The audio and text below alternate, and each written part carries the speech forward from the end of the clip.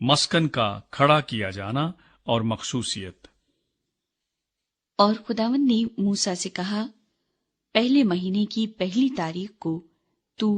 خیمہ اجتماع کے مسکن کو کھڑا کر دینا، اور اس میں شہادت کا صندوق رکھ کر صندوق پر بیچ کا پردہ کھینچ دینا، اور میز کو اندر لے جا کر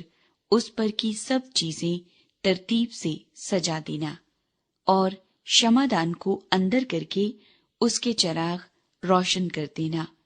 اور بخور جلانے کی زرعی قربانگاہ کو شہادت کے صندوق کے سامنے رکھنا،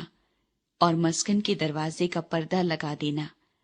اور سوختنی قربانی کا مذبح خیمہ اجتماع کے مسکن کے دروازے کے سامنے رکھنا، اور حوض کو خیمہ اجتماع اور مذبح کے بیچ میں رکھ کر اس میں پانی بھر دینا، اور صحن کو چاروں طرف سے گھیر کر صحن کے دروازے میں پردہ لٹکا دینا، اور مسح کرنے کا تیل لے کر مسکن کو اور اس کے اندر کی سب چیزوں کو مسح کرنا، اور یوں اسے اور اس کے سب ظروف کو مقدس کرنا، تب وہ مقدس ٹھہرے گا۔ اور تو سوختنی قربانی کے مذبح اور اس کے سب ظروف کو مسح کر کے مذبح کو مقدس کرنا، اور مذبح نہایت ہی مقدس ٹھہرے گا۔ اور تو حوض اور اس کی کرسی کو بھی مسح کر کے مقدس کرنا، اور ہارون اور اس کے بیٹوں کو خیمہ اجتماع کے دروازے پر لا کر ان کو پانی سے غسل دلانا، اور ہارون کو مقدس لباس پہنانا، اور اسے مسح اور مقدس کرنا، تاکہ وہ میرے لیے کاہن کی خدمت کو انجام دے، اور اس کے بیٹوں کو لا کر ان کو کرتے پہنانا، اور جیسے ان کے باپ کو مسح کرے ویسے ہی ان کو بھی مسح کرنا، تاکہ وہ میرے لیے کاہن کی خدمت کو انجام دیں، اور ان کا مسح ہونا ان کے لیے نسل در نسل ابدی کہانت کا نشان ہوگا۔ اور موسیٰ نے سب کچھ جیسا خداوند نے اس کو حکم کیا تھا اسی کے مطابق کیا۔ اور دوسرے سال کے پہلے مہینے کی پہلی تاریخ کو مسکن کھڑا کیا گیا، اور موسیٰ نے مسکن کو کھڑا کیا اور خانوں کو دھر ان میں تختے لگا ان کے بینڈے کھینچ دیے، اور اس کے ستونوں کو کھڑا کر دیا، اور مسکن کے اوپر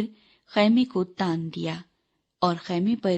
اس کا غلاف چڑھا دیا جیسا خداوند نے موسیٰ کو حکم کیا تھا،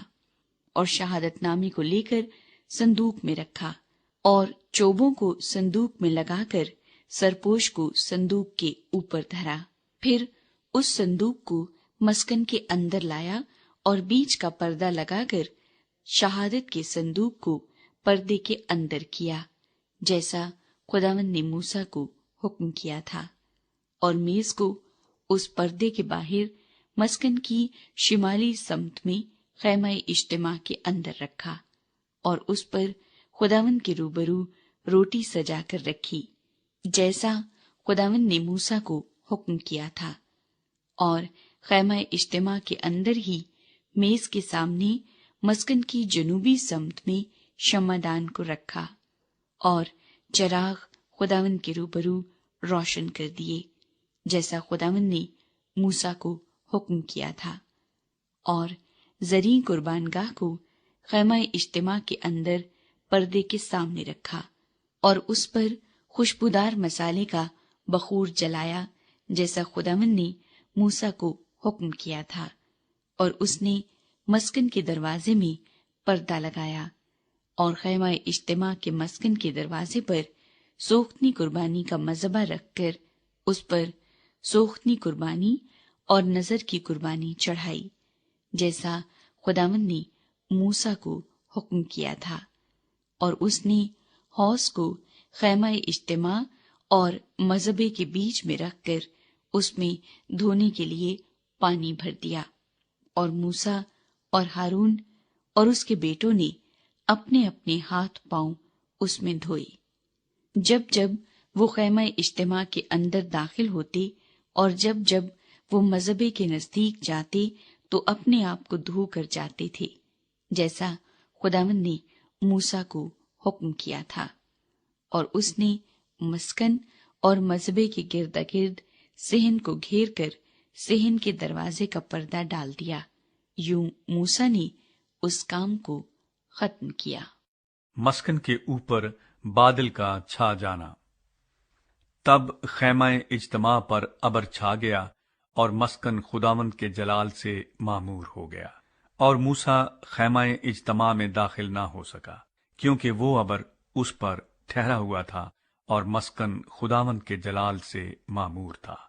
اور بنی اسرائیل کے سارے سفر میں یہ ہوتا رہا کہ جب وہ ابر مسکن کے اوپر سے اٹھ جاتا تو وہ آگے بڑھتے، پر اگر وہ ابر نہ اٹھتا تو وہ اس دن تک سفر نہیں کرتے تھے جب تک وہ اٹھ نہ جاتا، کیونکہ خداوند کا ابر اسرائیل کے سارے گھرانے کے سامنے اور ان کے سارے سفر میں دن کے وقت تو مسکن کے اوپر ٹھہرا رہتا اور رات کو اس میں آگ رہتی تھی۔